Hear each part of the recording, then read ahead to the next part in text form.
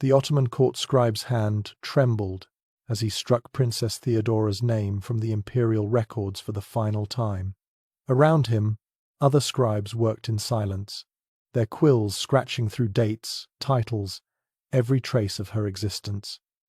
The only sound beyond the furious writing was the crackle of parchment feeding the brazier in the corner, where weeks of careful documentation curled into ash.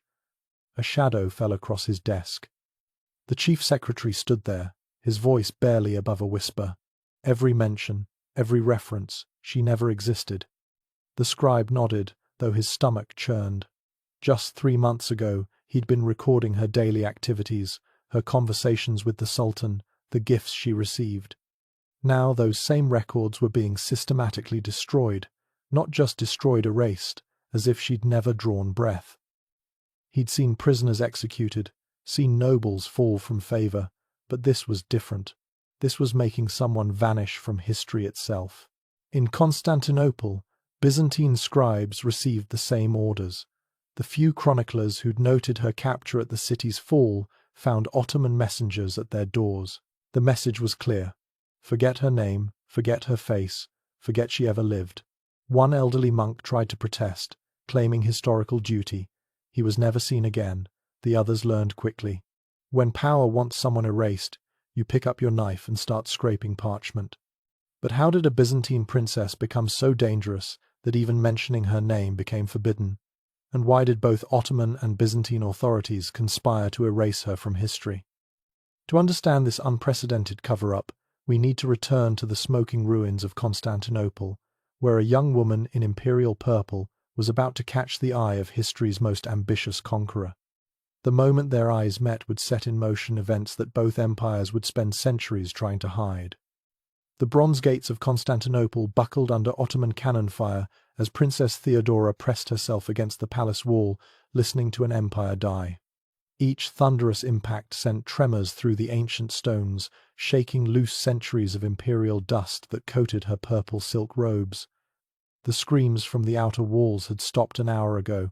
That silence terrified her more than any battle cry. She could hear her uncle Constantine's voice echoing from the throne room, rallying the last defenders.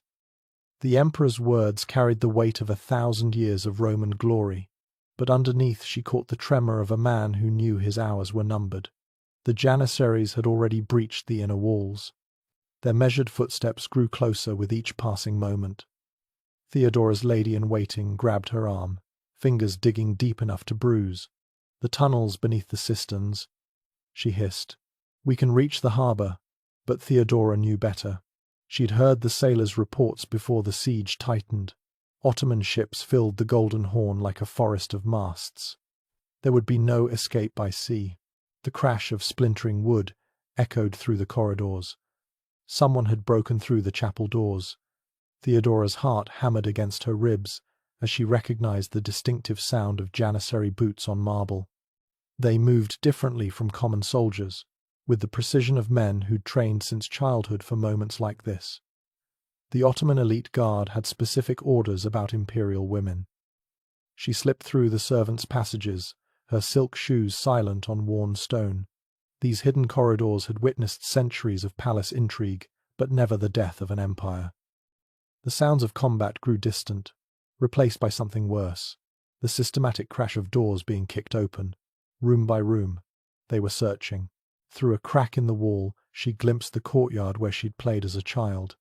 Ottoman soldiers were already stacking Byzantine shields into piles, stripping the dead of their armor. One young Janissary couldn't have been older than 16. Blood covered half his face, but his eyes held the cold focus of a veteran. This was what Mehmed had created. An army that turned boys into perfect instruments of conquest. Her breathing came in short gasps now, the air thick with smoke from burning tapestries. Generations of imperial portraits were turning to ash. She thought of her aunt Helena, married off to Serbia, and her cousin Sophia, sent to Moscow 2 winters ago. They'd escaped this fate through political marriages. But Theodora had stayed, bound by duty to an empire that was now measured in minutes rather than centuries. A hand closed around her wrist with the force of an iron shackle. She bit back a scream as the Janissary captain pulled her from the shadows. His grip was careful, controlled. Not the rough handling of a common soldier, but the measured touch of someone who understood exactly what he'd found. His eyes widened as he took in her purple robes, the golden thread that marked her as imperial blood. "Don't struggle," he said in perfect Greek. That surprised her more than the blade at his belt. "You're worth more than this entire palace, if you're who I think you are." He studied her face with an intensity that made her skin crawl. Recognition dawned in his expression. Theodora Palaiologina, the emperor's niece. Other janissaries materialized from the smoke, forming a protective circle around them. She caught fragments of Turkish as they reported their find. One word kept repeating, a word that would define her fate. Valuable. She was valuable. Not as a person, not as a princess, but as a prize for their young sultan. The captain's grip never loosened as he led her through halls she'd walked since childhood. Bodies littered the corridors, Byzantine nobles who'd chosen death over surrender. She recognized faces among the fallen, men who'd danced at court festivals, who'd debated philosophy in her uncle's gardens. Now they were just obstacles to step over. They emerged into the main courtyard, where Ottoman commanders had established their temporary headquarters. The sight that greeted her stole the breath from her lungs. Constantinople wasn't just falling. It was being methodically dismantled. Soldiers catalogued treasures with the efficiency of merchants. Holy relics disappeared into carefully labeled crates. The empire that had stood for a millennium was being inventoried like a conquered merchant's warehouse. The Janissary captain led her to a tent flying the Sultan's personal standard. She'd expected chaos, but inside was calm efficiency. Scribes already worked at portable desks, recording the names of captured nobles. One looked up as they entered, his quill poised above fresh parchment. He wrote quickly as the captain reported his find, each stroke of the pen binding her fate tighter than any chain. "The Sultan will want to see this one immediately," the scribe said, not looking up from his work. "She's to be kept separate from the other women, untouched." That last word carried weight. Protection and threat wrapped in a single command.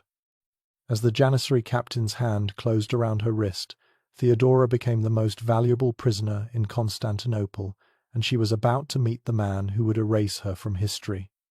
The Ottoman soldiers knew immediately those purple robes meant death if they made the wrong choice. The Janissary captain barked orders in Turkish as his men formed a protective square around Theodora. Their discipline cut through the chaos of the burning city like a blade through silk. She caught fragments of their rapid exchanges, names of commanders, protocol for imperial prisoners, the repeated emphasis on her value alive and untouched. They moved through Constantinople's dying streets with practiced efficiency. Buildings she'd known since childhood blazed around them, casting dancing shadows across cobblestones slick with blood. The captain's grip on her arm never wavered, firm but careful, like a merchant handling precious crystal. His men cleared the path ahead, shoving aside looters and common soldiers who reached for her with greedy hands. A scream pierced the air from a nearby alley. Theodora flinched, but the Janissaries didn't even turn their heads. Their focus remained absolute. She existed in a bubble of strange safety while her city died around her. The irony tasted like ash in her mouth. They passed the Church of the Holy Apostles, its doors torn from their hinges. Inside, Ottoman soldiers were already cataloguing golden artifacts, their scribes noting each piece with mechanical precision. Everything of value would be accounted for, including her. The captain steered her around a pile of Byzantine shields stacked like broken promises. Each bore the double-headed eagle of her dynasty, now just scrap metal for Ottoman forges. She forced herself to look away. Grief would come later, if she survived what came next. The smell hit her first smoke mixed with death and something else. Fear. The particular scent of an empire's final hours. Her silk shoes squelched through puddles she refused to examine too closely. The Janissary formation adjusted without missing a step, maintaining their protective square even as they navigated the rubble-strewn streets. Through gaps between buildings she glimpsed the harbour. Ottoman warships filled the Golden Horn, their banners snapping in the wind that carried the stench of burning flesh. Mehmed had accomplished what countless enemies had failed to do for 1,000 years, and she was being delivered to him like a gift-wrapped prize. The captain spoke again, his Greek accented but clear. "You will not be harmed if you cooperate. The Sultan values wisdom above beauty, though you possess both." His words carried no warmth, just simple calculation. She was an asset to be preserved, nothing more. They turned onto the main thoroughfare leading to the Ottoman command post. Here the destruction was more organized. Buildings had been systematically stripped, rather than randomly looted. Mehmed's army moved like a vast machine, each component serving its purpose. Even in conquest, there was terrifying order. A group of common soldiers tried to approach, drawn by her purple robes like moths to flame. The Janissary captain didn't even slow. His sword cleared its sheath and returned in one fluid motion. The nearest soldier collapsed, clutching his open throat. The others scattered. The message was clear. Imperial blood was not for common hands. Theodora's legs trembled, but she forced herself to keep walking. Each step took her further from everything she'd known, and closer to whatever fate awaited her. The Byzantine princess in her wanted to struggle, to die with dignity rather than live as a trophy. But the survivor in her recognized the futility. These men would deliver her breathing, or not at all. The Ottoman camp materialized through the smoke like a vision from a fever dream. Thousands of tents stretched across what had been Constantinople's finest gardens, their ordered rows a mockery of the chaos they'd created. Banners fluttered above command tents, each marking a different regiment, a different piece of Mehmed's magnificent war machine. Soldiers paused in their tasks to watch her pass. She saw calculation in their eyes, weighing her value like merchants at market. Word spread faster than Greek fire. The emperor's niece. Constantine's own blood. Whispers followed in their wake, a growing murmur that rippled through the camp. The captain led her between rows of tents toward the center, where larger pavilions marked the Ottoman high command. Scribes worked at portable desks, their quills scratching endlessly as they catalogued the death of an empire in neat columns. One looked up as they passed, his eyes widening as he took in her purple robes. He immediately bent back to his work, writing faster. Guards stepped aside as they approached a massive tent of crimson silk. The Sultan's standard flew above it, the tugra of Mehmed II embroidered in gold thread. This was the heart of Ottoman power, the center from which a 21-year-old sultan was rewriting the map of the world, and she was about to enter it. The Janissary captain paused at the entrance, speaking rapidly to the guards in Turkish. One disappeared inside. The weight stretched like a held breath. Theodora's heart hammered against her ribs. Everything she'd heard about the young sultan raced through her mind. Brilliant, ruthless, obsessed with history and conquest. What would such a man want with the last princess of Byzantium? The guard re-emerged, nodding once. The captain's grip on her arm tightened slightly as he guided her through the entrance. The interior was surprisingly austere. No golden treasures or silk cushions, just functional furniture and maps. So many maps. Constantinople rendered in perfect detail. Her entire world reduced to lines on parchment. 3 men stood around a table covered in dispatches. She recognized the Grand Vizier from diplomatic portraits, his face a mask of political calculation. The others were military commanders, still wearing armor stained with Byzantine blood. They all turned as she entered, their conversations dying mid-sentence. But her eyes were drawn to the figure seated behind the table. Sultan Mehmed II was younger than she'd expected, with intelligent eyes that seemed to catalogue everything at once. He wore simple clothing, almost austere compared to Byzantine imperial regalia. Only the quality of the fabric and the deference of those around him marked his status. He studied her for a long moment, his expression unreadable. The silence stretched until it became a living thing, pressing against her chest. The other men shifted uncomfortably. Even the Janissary captain seemed to hold his breath. Then Mehmed smiled. Not the cold smile of a conqueror examining his prize, but something far more dangerous. Recognition flickered in his eyes. Interest. As if he'd found something unexpected among the spoils of war. "Leave us," he said in Turkish. The words were quiet, but they carried the weight of absolute command. The room emptied in seconds. Even the captain released her arm and backed away. The tent flap fell closed with a whisper of silk. Theodora stood alone before the man who'd destroyed her world. Her purple robes felt suddenly heavy, weighted with the death of empire. She waited for him to speak, to gloat, to claim his victory. Instead, he rose from his chair and walked to a side table where a chess set waited. The pieces were carved from ivory and obsidian, Byzantine craftsmanship. "Do you play?" he asked in flawless Greek. The question was so unexpected she almost laughed. Here she stood, captive in the tent of her empire's conqueror, and he wanted to play chess. But as she met his eyes, she understood. This was not casual conversation. This was the beginning of something.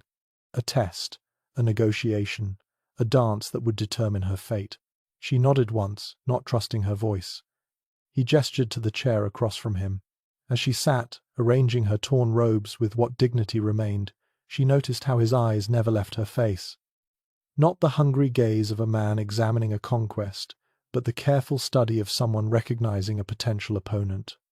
The chess pieces waited between them, Byzantine ivory facing Ottoman obsidian, an empire reduced to a game. But games had rules, and rules could be manipulated. As Theodora reached for her first pawn, she realized she wasn't just playing for her life. She was playing for something far more dangerous, for a place in the mind of the most powerful man in the world. But when Sultan Mehmed II first laid eyes on the Byzantine princess, witnesses say his entire demeanor changed, and his advisors immediately sensed danger. The chess pieces waited between them like tiny soldiers on a battlefield of ivory and obsidian. Mehmed moved his king's pawn forward, a simple opening that belied the complexity brewing behind his eyes.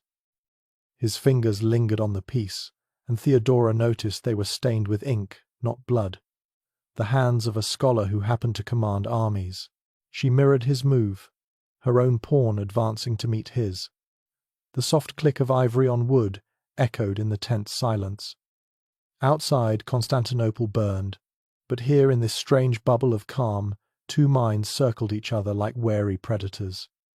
Mehmed leaned back in his chair, studying not the board but her face, as if reading some text written in the curve of her jaw, the set of her shoulders.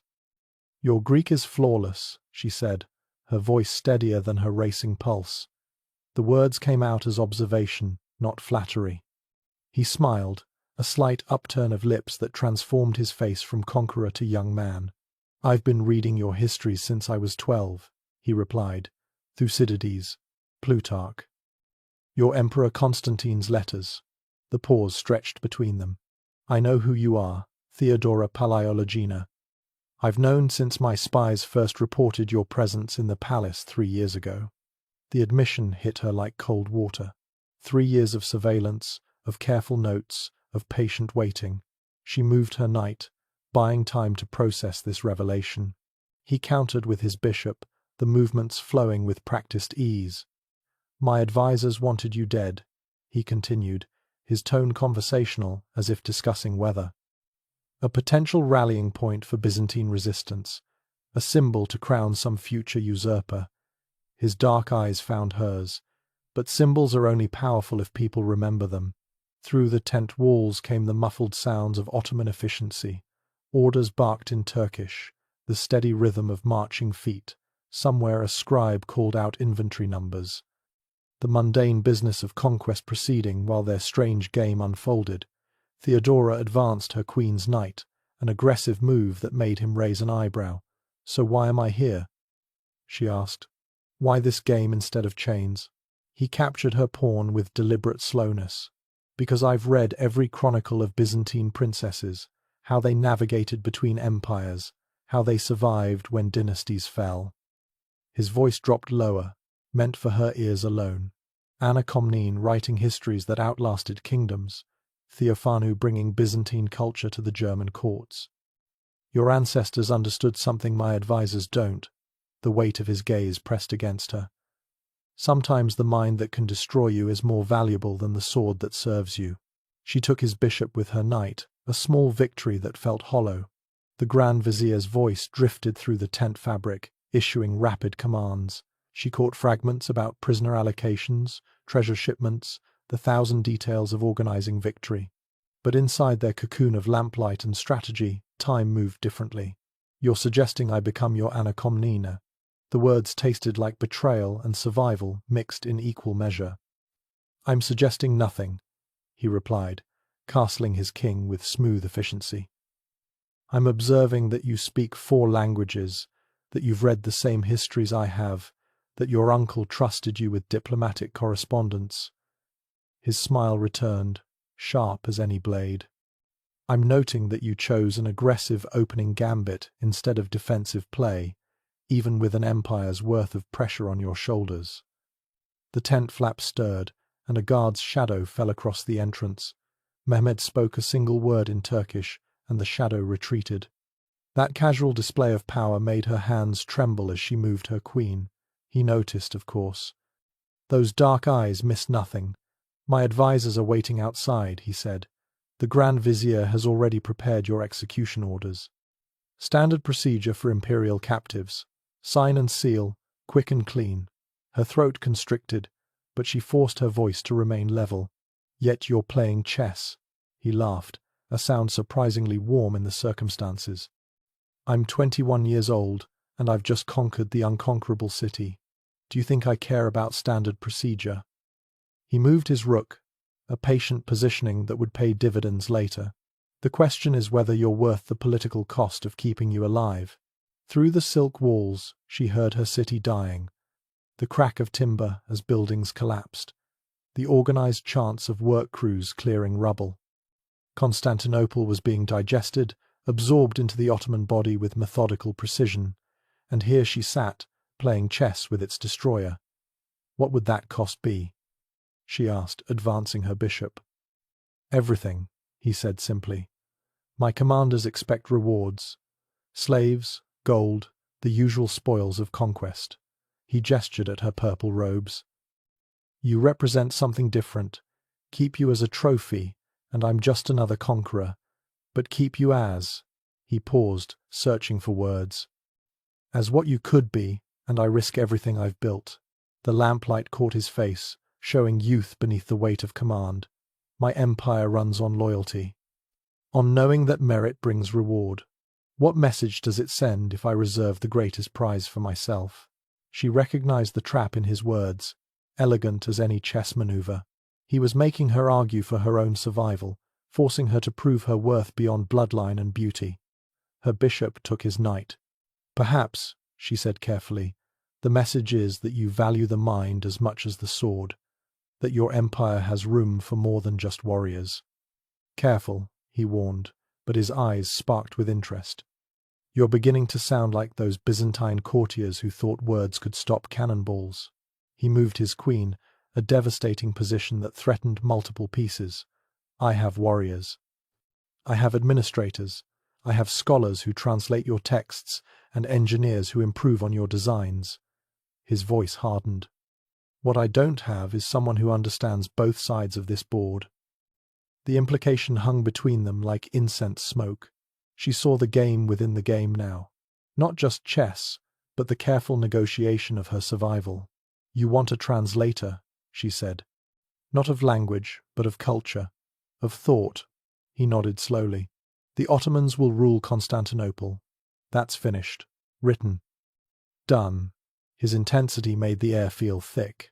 "But will we rule it as conquerors or inheritors? As destroyers or continuers?"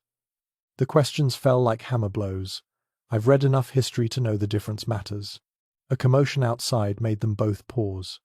Raised voices in Turkish, the Grand Vizier's distinctive tone cutting through others. Mehmed's jaw tightened. She caught enough words to understand. The Janissary commanders were growing impatient. Decisions about prisoners needed to be made. The purple-robed prize was causing delays. "Your move," Mehmed said. But they both knew he meant more than chess.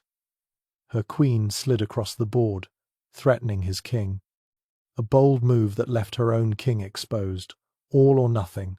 I offer this," she said, meeting his gaze without flinching. "Not subservience, but partnership. I'll teach you to rule Byzantines as Byzantines want to be ruled, to preserve what's worth preserving while building what you envision." Her voice dropped. "In exchange, I remain who I am. Not a trophy or a slave, but Theodora Palaiologina, serving the empire that now includes my people." The silence stretched so long she wondered if she'd overplayed her hand. Outside, the argument grew louder. Someone mentioned the Janissaries' expectations, traditional rewards, the danger of breaking precedent. Mehmed studied the board, then her face, then the board again.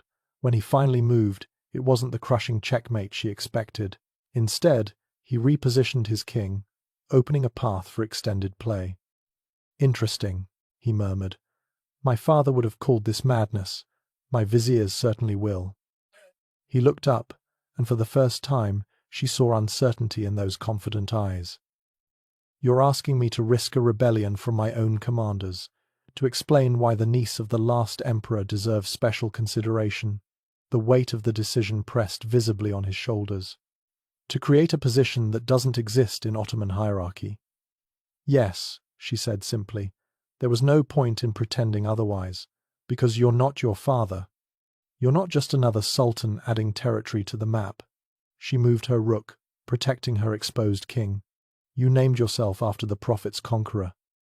You read philosophy in the languages they were written. You want to be remembered as more than the man who broke Constantinople's walls." Each word was a calculated risk. "I'm offering you the chance to be remembered as the man who preserved its soul." His hand hovered over his queen. Through the tent walls, she heard the Grand Vizier dismiss the other commanders. Footsteps retreated, grumbling in Turkish about delays and protocols. The pressure outside was building. Whatever decision Mehmed made would ripple through his entire command structure. "There's something else," he said quietly. "Something my advisors don't know. Can't know." He moved his queen, but his eyes never left her face. "I dream of a capital that merges both worlds. Ottoman strength with Byzantine beauty, Islamic faith with Roman law." The words came faster now, as if a dam had broken. "I see libraries where Turkish and Greek scholars debate side by side, courts where justice flows from both traditions, an empire that doesn't just conquer history, but continues it." The confession hung between them, dangerous as any blade. She understood the weight of his trust. This vision would sound like weakness to his commanders, like betrayal to his clerics. "And you think I could help build this?" she asked. He leaned forward, intensity radiating from every line of his body. "I know you can. The question is whether you will." His smile turned rueful. "And whether I can keep you alive long enough to try." The tent flap opened without permission. The Grand Vizier stood silhouetted against the dying light, his face a mask of barely controlled frustration. He spoke in rapid Turkish, gesturing at documents in his hand. The execution orders, signed by subordinate commanders, waiting only for the Sultan's seal. Mehmed's response was calm, but Theodora caught the steel underneath.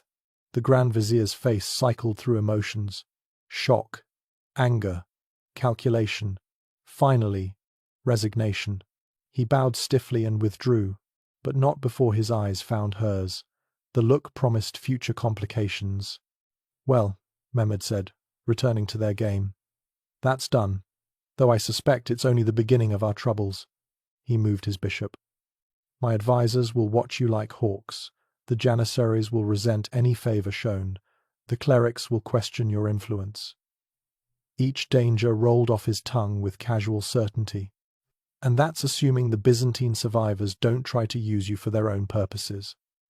She absorbed each threat, filling them away for future consideration. But for now, she was alive. More than alive positioned. She moved her queen. Check. He laughed, genuinely delighted. "You know, I conquered this city in 53 days, broke walls that stood for 1,000 years. His king retreated from her threat. But I have a feeling you're going to prove far more challenging than any fortification." The words carried admiration and warning in equal measure. The chess game continued as shadows lengthened outside. Move and countermove, strategy and counter-strategy. neither seeking quick victory but testing the other's patience, probing for weaknesses that might matter far beyond this board. And all the while, Constantinople transformed around them. The Byzantine Empire drew its last breaths while something new began to take shape. The Sultan's next command shocked everyone present. Instead of the harem or slavery, Theodora would receive something that defied all Ottoman precedent. The Grand Vizier's protest died on his lips as Mehmed raised one hand. The Sultan's voice carried across the tent with devastating clarity. The Princess Theodora will be housed in the palace of the Porphyrogenitus, her own quarters, her own servants. Each word fell like a stone into still water, ripples spreading through the assembled commanders. The Janissary Aga's scarred face went rigid with disbelief.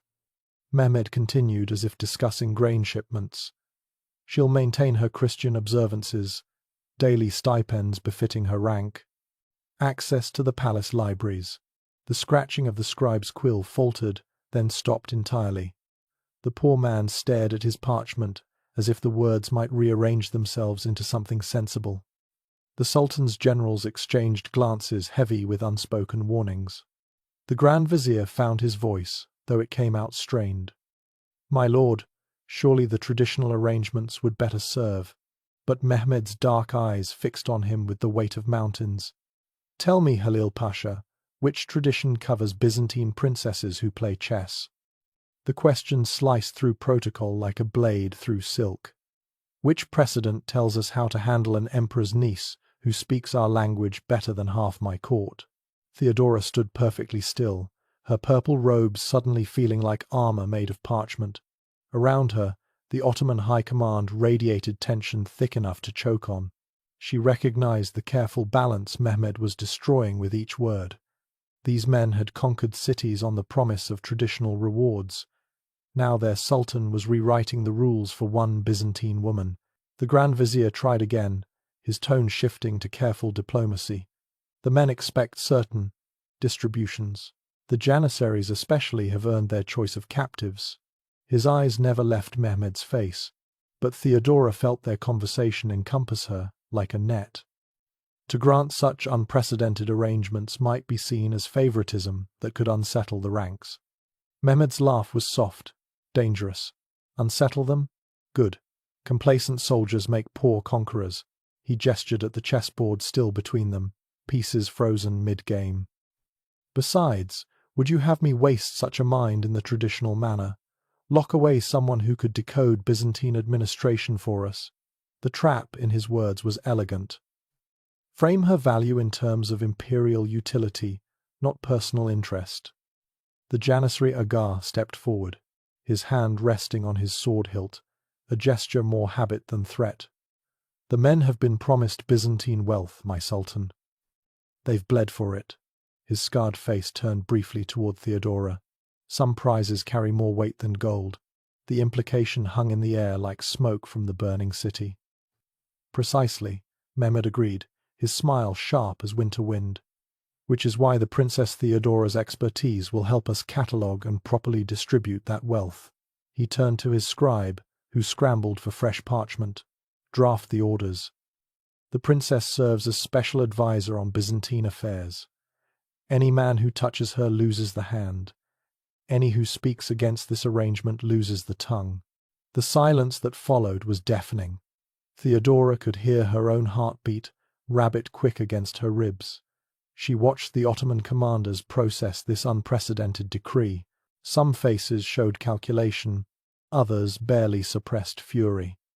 The Grand Vizier's expression had settled into a mask that revealed nothing and promised everything.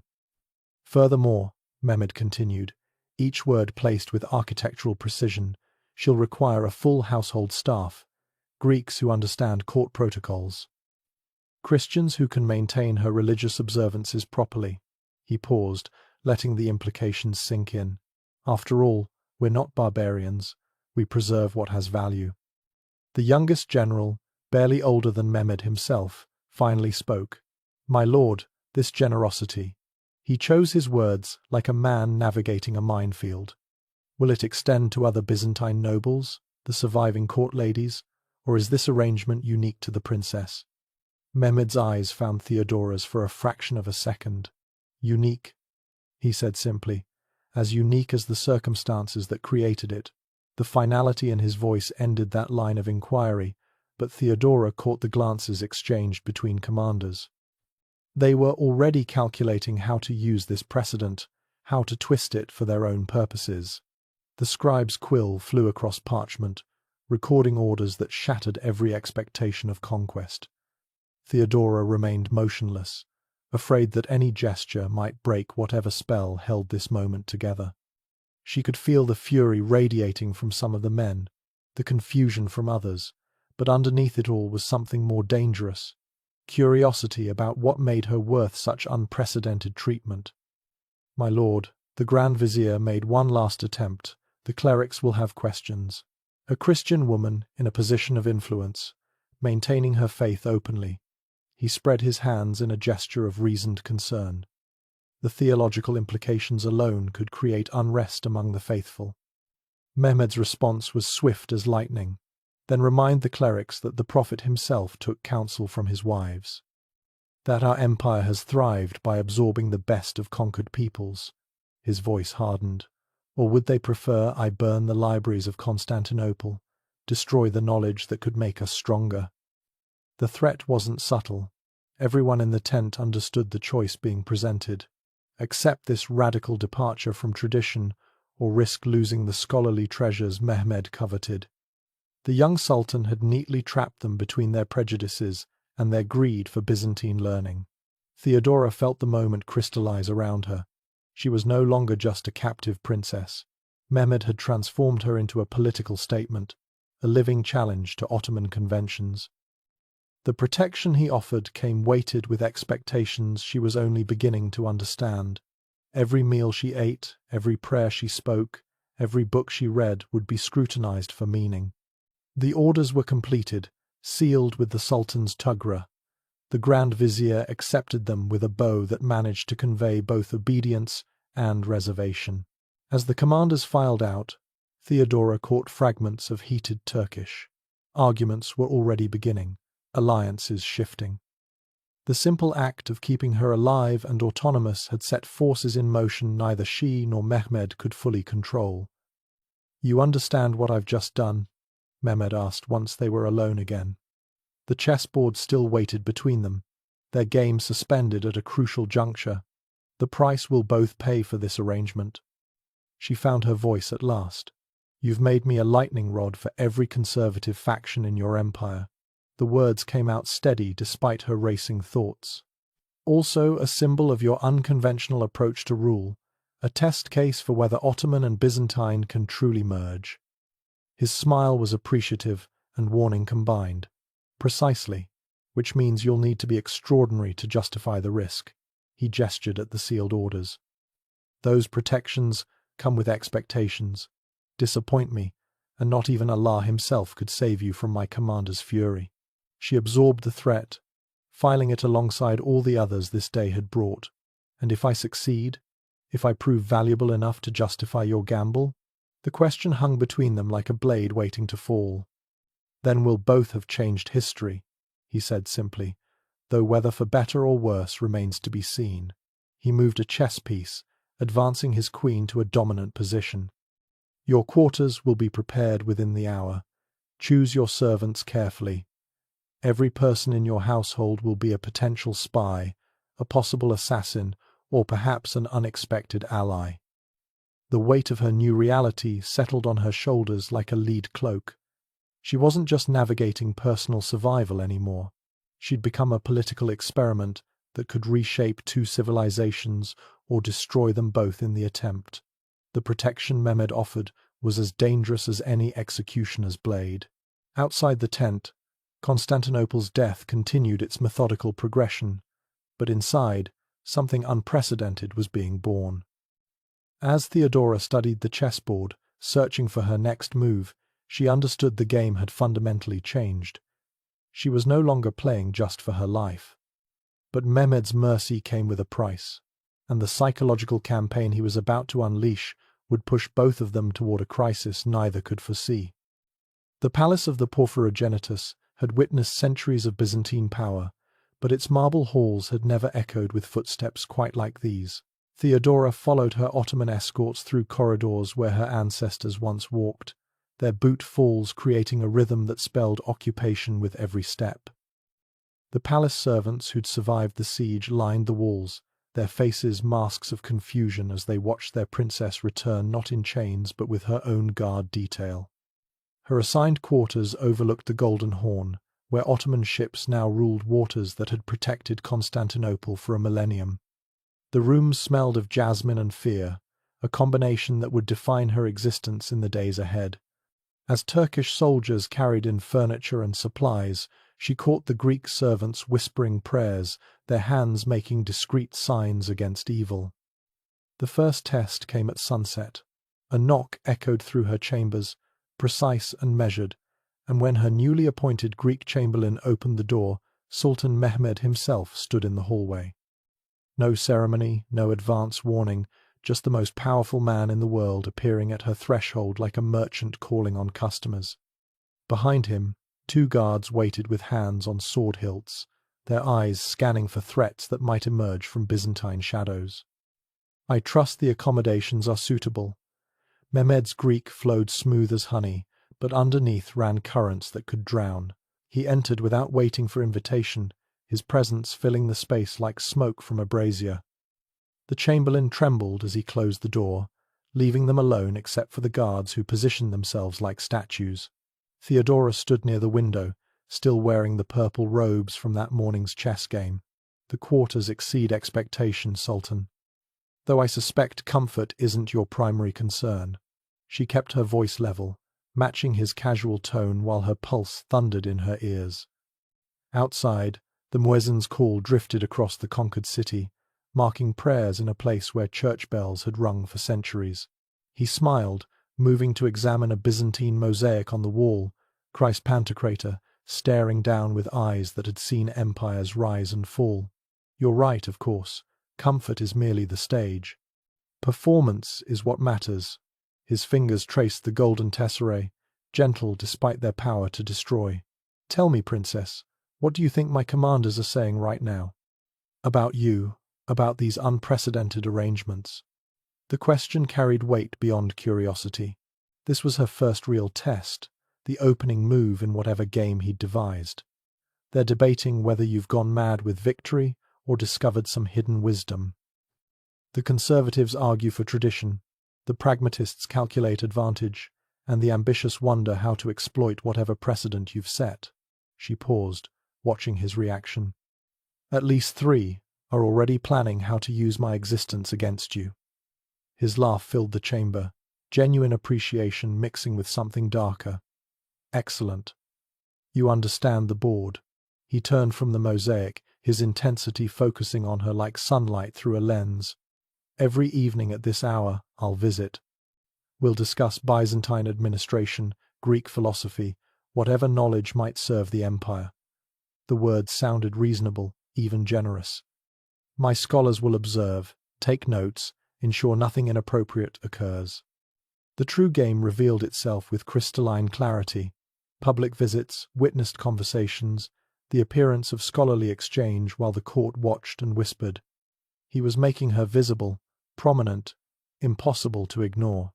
Every interaction would fuel speculation, create tension, force reactions from those who opposed her presence.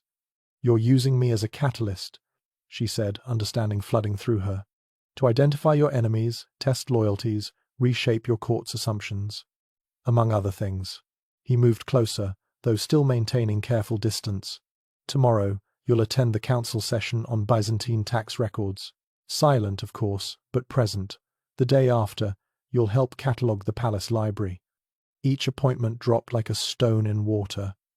"By week's end, half my court will demand your execution, while the other half defends your usefulness." Through the window came sounds of the changing city, Turkish commands mixing with Greek pleas, the crack of whips as work crews cleared rubble, Constantinople transforming hour by hour into something neither purely Ottoman nor Byzantine. "And if I refuse, if I claim illness, religious obligations, simple reluctance?" His expression hardened. youth falling away to reveal the conqueror beneath.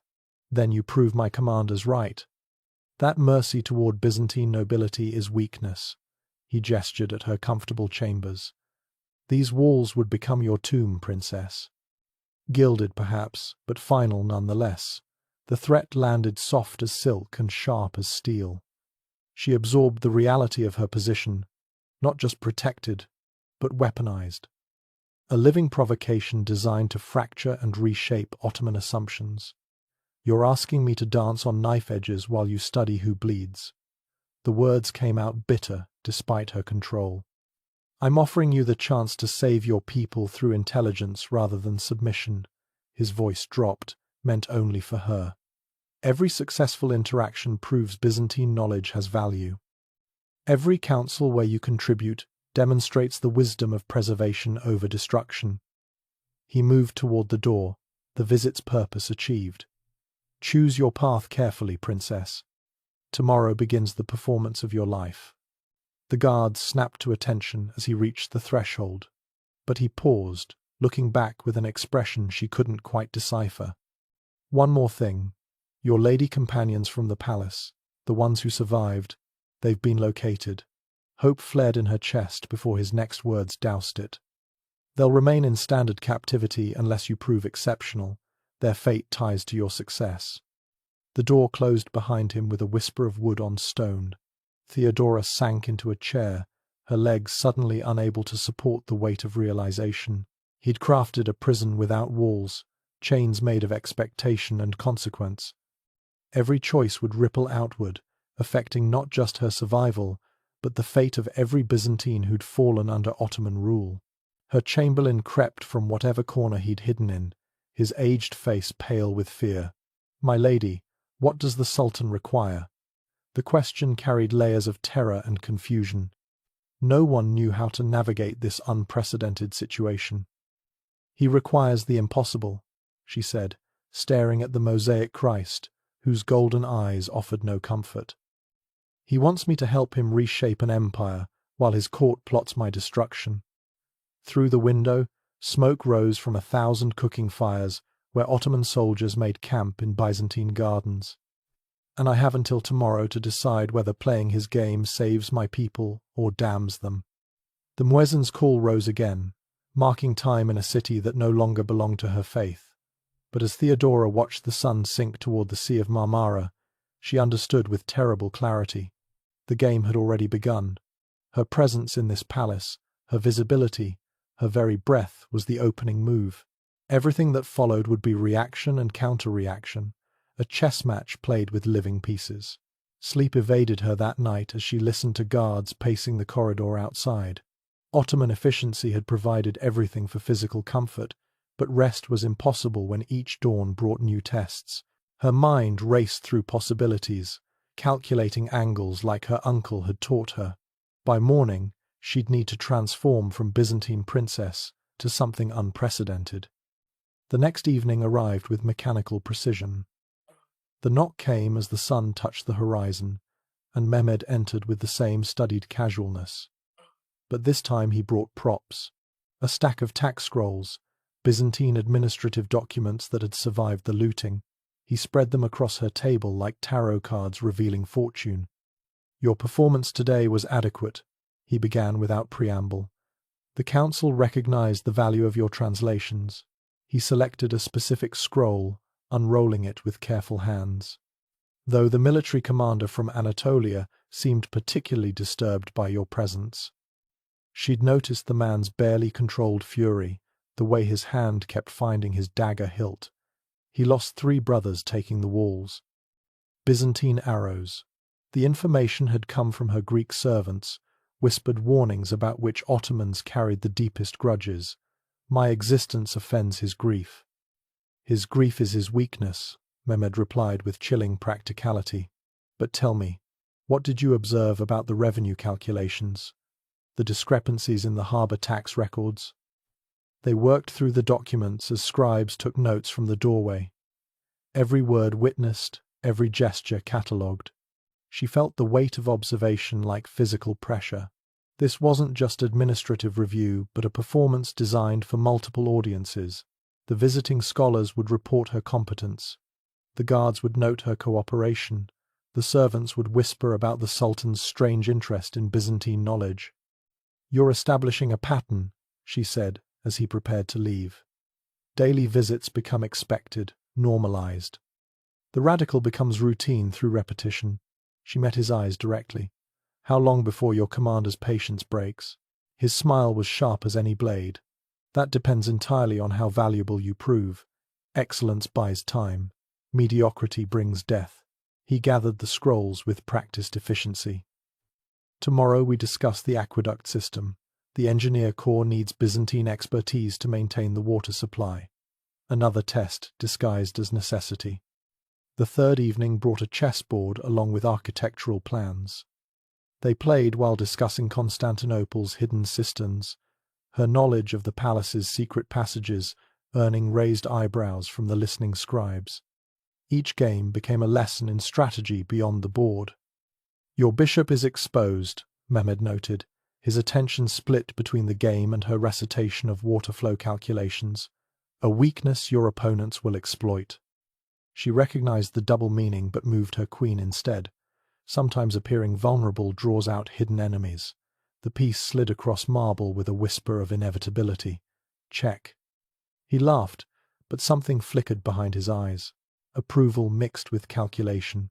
Around them, the scribes scratched notes that would fuel tomorrow's palace gossip.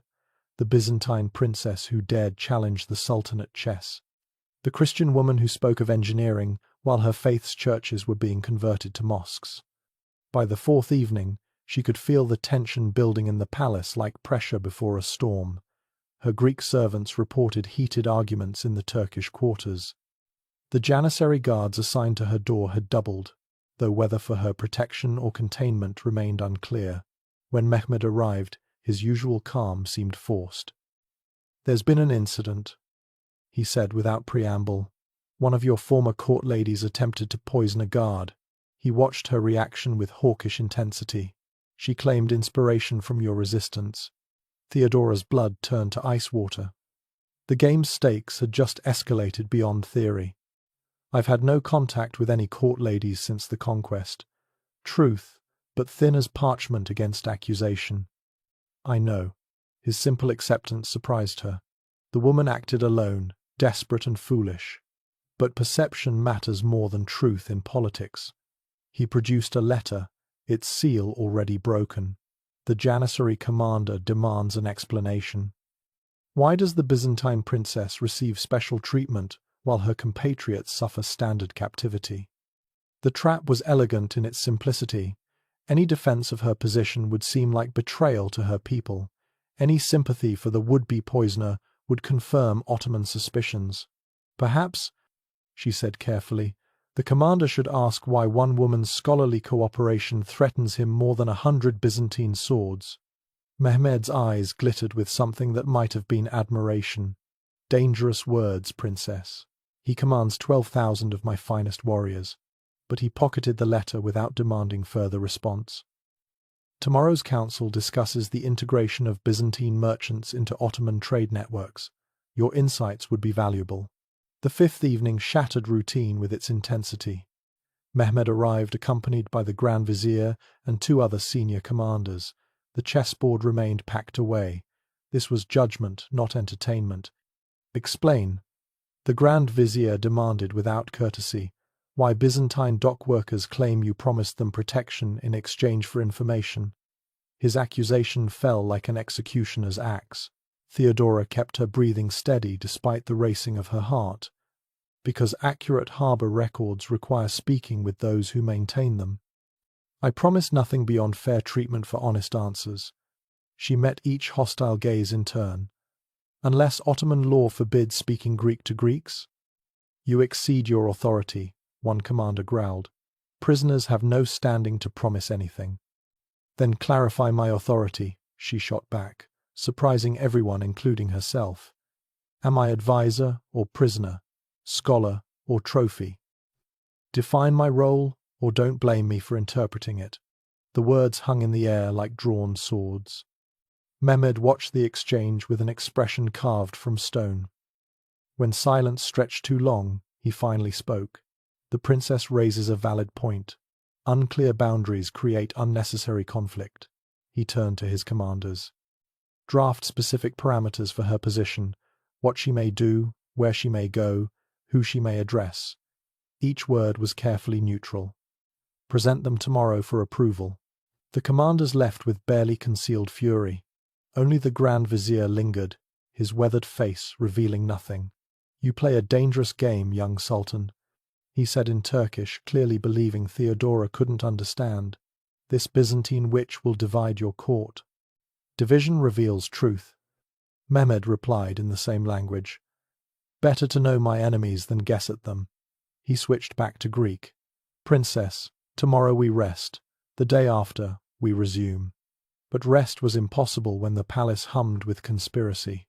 Theodora spent the 6th day in enforced solitude, listening to arguments that echoed through marble halls. Her Greek servants whispered of faction forming among the Ottomans, those who saw her as valuable tool versus those who considered her existence an insult to Muslim supremacy. The 7th evening brought the crisis to a head. Mehmed arrived alone, his guards remaining in the corridor. For the first time since that initial chess game, they were truly without witnesses. He moved to the window, staring out at his conquered city. "3 of my commanders met in secret last night," he said without turning.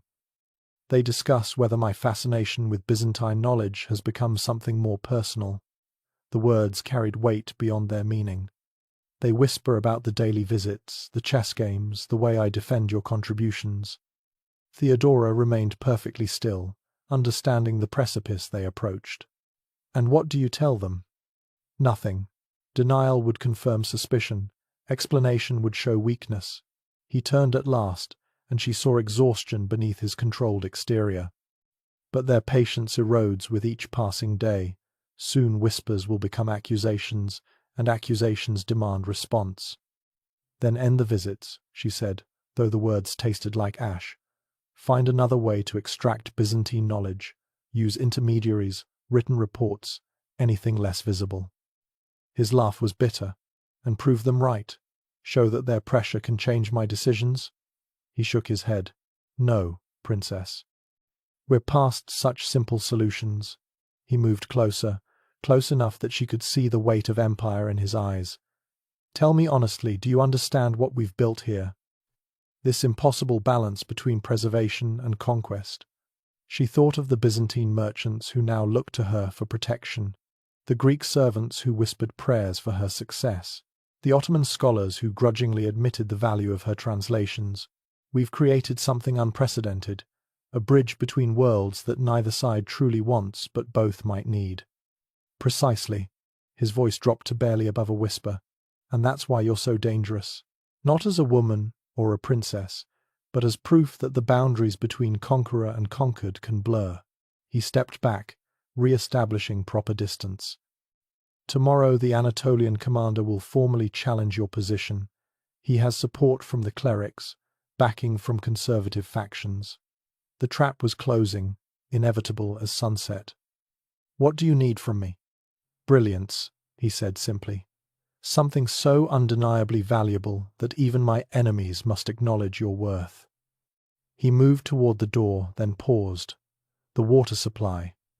If you can solve the aqueduct problem that's plagued the engineers, it might buy us time." "Us." The word hung between them, dangerous in its implications. When had this become a shared struggle rather than captor and captive? "I'll need access to the old Byzantine engineering archives and permission to inspect the cisterns personally." "Done." He reached for the door handle. "But understand the stakes. Fail, and I can't protect you from their demands. Succeed." He trailed off, leaving the future unspoken. After he left, Theodora stared at the Byzantine texts scattered across her table. Somewhere in these ancient documents lay the key to survival. Not just hers, but the fragile bridge they built between two civilizations. The 7th evening had passed, marking a full week of unprecedented arrangement that challenged every assumption of conquest. Tomorrow would bring the Anatolian commander's challenge. The lines were drawn, the factions formed. What had begun as a chess game between two minds had evolved into something that threatened to reshape an empire. The question that haunted her as she worked through the night was simple. Then came the night when Theodora finally gave an answer that changed everything and set in motion the events that would require her complete erasure from history. The Ottoman court physician's coded entry for that October night contains just 3 words that historians still debate. The inevitable occurred. The physician had served 3 sultans, witnessed births and deaths that shaped empires, but his hand shook as he wrote those words in his private journal. The ink splattered across the page like blood on marble. He set down his quill and stared at what he'd written, knowing even this veiled reference carried mortal danger. Through his window came the sound of urgent footsteps in the palace corridors, guards moving with purpose rather than routine patrol. The physician closed his journal and locked it in the cedar chest where he kept his most dangerous secrets. Whatever had happened in the Sultan's private chambers that night would ripple through both empires like an earthquake through glass. The crisis erupted with the force of Greek fire spreading through timber. Within hours, the Ottoman court transformed from a place of ordered conquest to a hive of whispered panic. Ministers who'd served Mehmed since his youth